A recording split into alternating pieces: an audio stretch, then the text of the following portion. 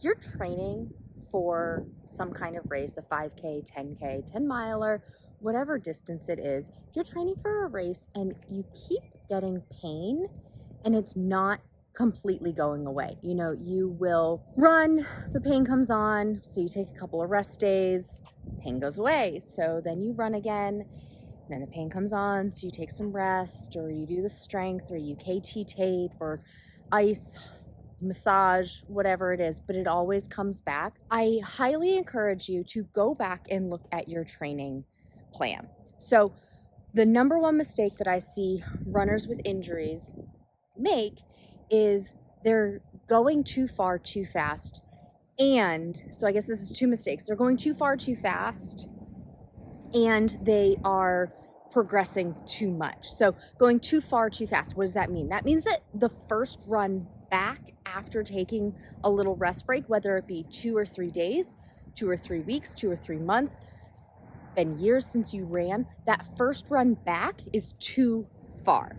So that's the first part. And then from there, not following the 10% rule. So going too much week after week after that. So those are kind of mixed into the same mistake because it all has to do with how far you are running. And that is the number one reason. 80% of running injuries are caused by overtraining, and you overtrain when you do too much. So starting out too much and then keep going on top of that, adding more and more and more. So if you've ever noticed programs that get you from couch to 5K, from 0 to 5K, doing nothing to a 5K distance, those programs, they usually take 90 days. They may even take longer. Could you go out and run a 5K? Like physically, could you go and do it tomorrow if you haven't run in weeks or months? Absolutely. But should you? No, you should not.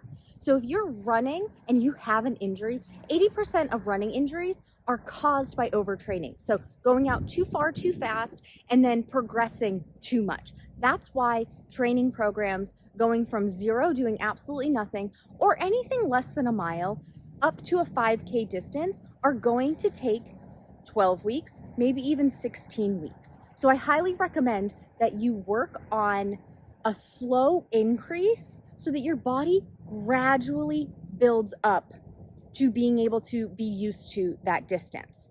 It's like the Greek mythology Milo with carrying the pig up the mountain, I think it is, where he needs to bring a full-grown pig up a mountain on a certain day. And so what he does is he takes a piglet and brings it up the mountain day 1. And then he takes the same piglet the next day, brings it up the mountain day 2. And he keeps going on and on and on. So he started small. He started with the small piglet and brings the pig up the mountain every single day until it's a full-grown pig. If he had taken just that full-grown pig and brought up the mountain one day, maybe he could have done it, but it would have been really challenging, probably would have gotten hurt.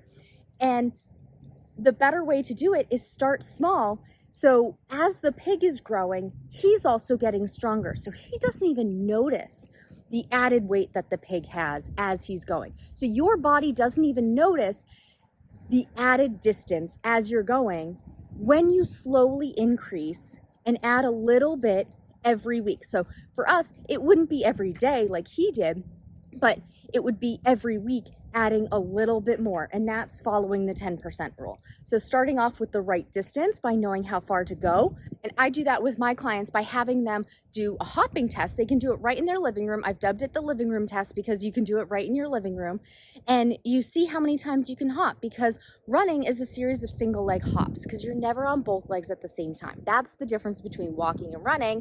When you walk, you're on both legs at one point in your gait cycle. When you're running, you're never on both legs at the same time. So that's the difference. So doing a hopping test, the living room test, you can see exactly how far you can go based on how many hops you can do. And I have my clients put it in a quick little formula that I made. So we know exactly what distance down to the 100th of a mile so that they know how far to go. And then they follow the plan to increase it gradually over time. So If you're running with an injury, you can't get over the injury, it keeps coming back, even though you're resting, even though you're doing all the KT tape and the stretching and the strength, look at your training plan, see what number you started at, what distance you started at, and see how far you've been progressing week over week. If you're having trouble with this, reach out to me. Let's have a chat about it.